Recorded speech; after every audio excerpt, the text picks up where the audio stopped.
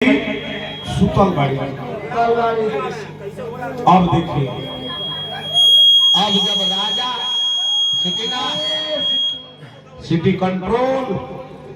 को फोन में गिर जाए, कल्लू को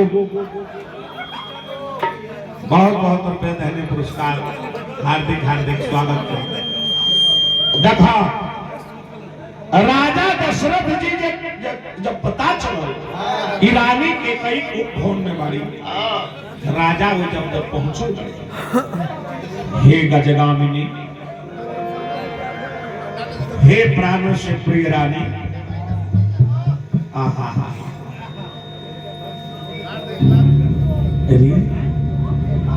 रानी तरह के का चाहिए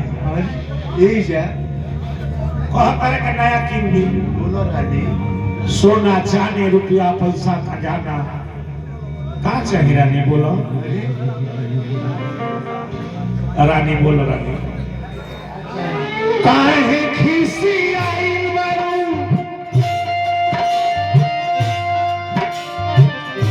जान ले बुका हो, काहे खीसी आई बरू जान ले बुका हो, काहे खीसी आई बरू जान ले बुका हो, बोला हमर चिरई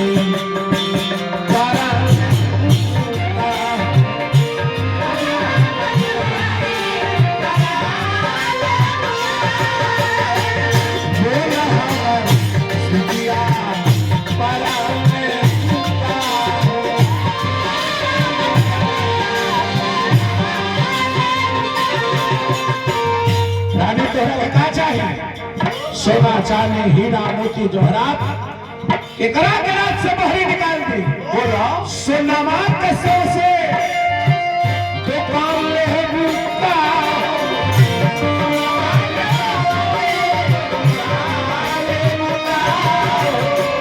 सोनामा कैसे से दुकान ले बुका,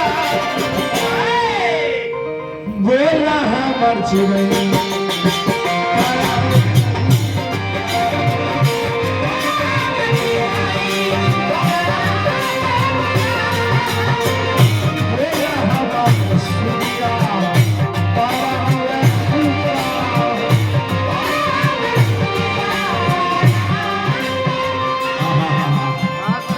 रानी तारे के का चाहिए, बोला जौने कहबू तौने रानी दे, सोना चांदी हीरा मोती खजाना का चाहिए, बोलो बोला बोला जान मांगे तो हम दे दे।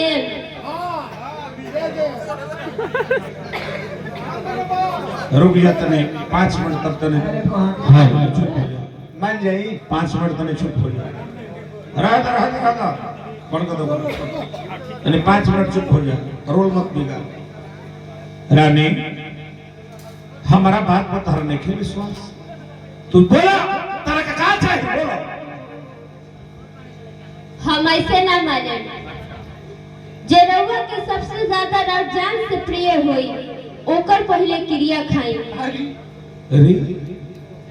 हमार तो प्राणों से प्रिय हमार राम है, एकर मतलब हमारा बात पर तारा नहीं विश्वास। रानी तू का कोई दे, हमारा खानदान के राजा हरिश्चंद्र सत्य के कारण अपना बेटा के बेच दिले, अपना मेहरारू के बेच दिले, अपने स्वयं डोम के हाथे बेचा गई। रानी हमारा बात पर तारा नहीं विश्वास, तो जा अपने राम के हम कसम खा के कह, बोलो तारा के का चाहिए। सुनहु प्राण प्रिय भागत जी का, देहु एक बार धरस ही टीका, दूसर बार मांगू कर जोड़ी, पुरहु नाथ मनोरथ मोरी, तापस भेष विशेष उदासी, 14 बरिस राम वनवासी। तनी पढ़ल लिखल नचनिया राखत एगो ले बड़े खोजवा स्टेशन पर रहल, चिन्हा जाला, तनी पढ़ल लिखल नचनिया राखो, लेडीज कलाकार राखो, ठीक बा। लौंडा ले ले फिर तरह 600 रुपया नहीं आओ स्टेशन पर अभी नु बैठे राती में ट्रेन में मांगला चल चल चल लिखा बेटा 20 रुपया यार तनी पढ़ा लिखल न चनिया रख एकरा से निमन प्रिंस वाला लगता राजा जब सुन ले धरती पर गिर गई कल की रानी का तू कहता भारत के बनवा के ननिहाल से राजा बनवा दी लेकिन हमारा राम खातिर 14 वर्ष के वनवास में रानी तारा हाथ जोड़ता नहीं रानी तारा गोड़ पर गिरता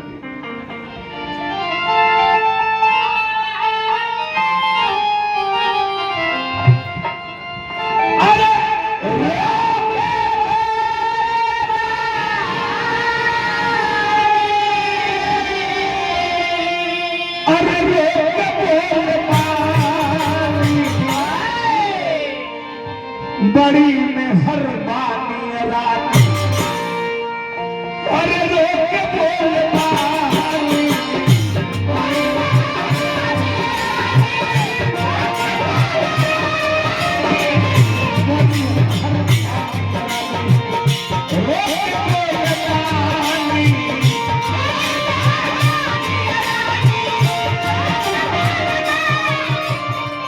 रानी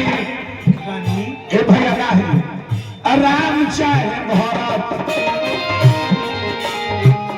अवध के हुई है राजा बाकी नौकर में आज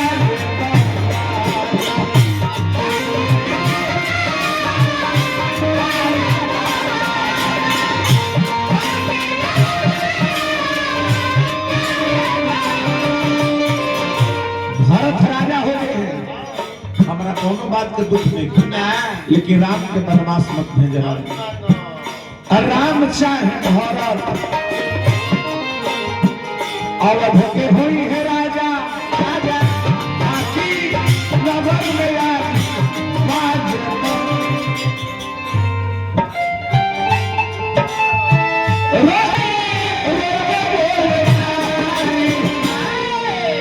रानी है अपने माथ को पकड़ी तारा चरण में धरते निराला बड़ी मेहरबानी रानी अरे रोके बोले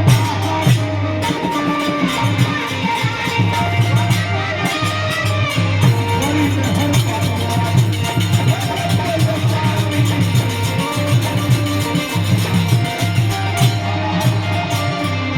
रानी तहार गोड़ धरते निराली का कहलो रानी का तू हमारे जीवन संगे खिलवाड़ खेल दिल रानी अब राजा तो जाल में फंस गई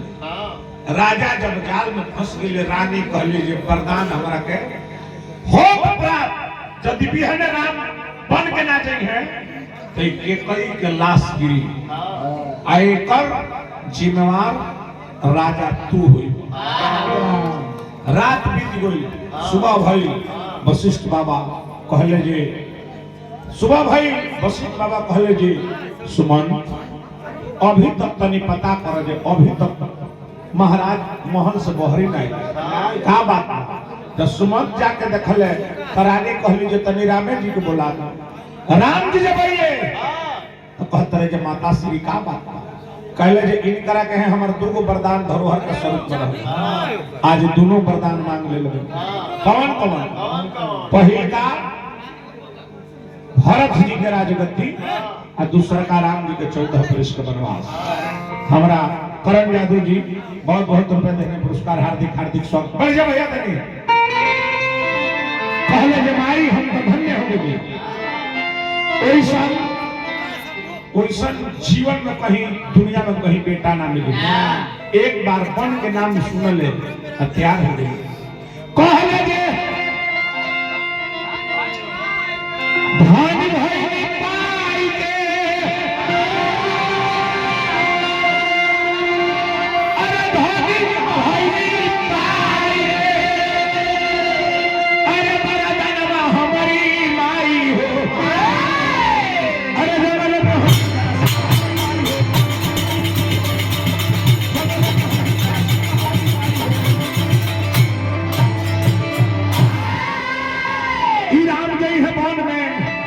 हई भरत होई है राजा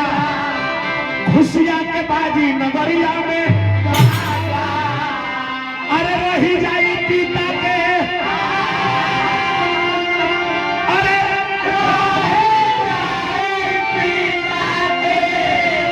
अरे परन में हमारी माई अजमले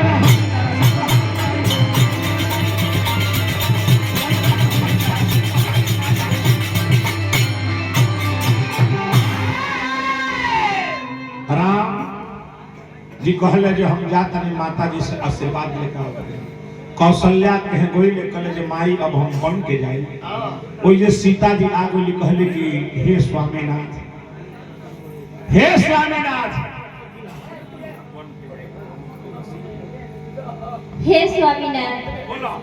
अगर रउआ बन के जाए तो हमू रउआ के साथे चले। वन में का करे जेबू वन में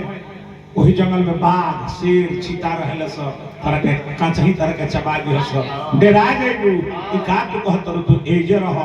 सास ससुर के सेवा करो आ हम 14 वर्ष के बाद हम आ जाए। ना स्वामी जी हम रउआ के साथ ही चले। कहले सीता जी की जी बिन देह नदी बिनु बारी अवैसे ही नाथ पुरुष बिन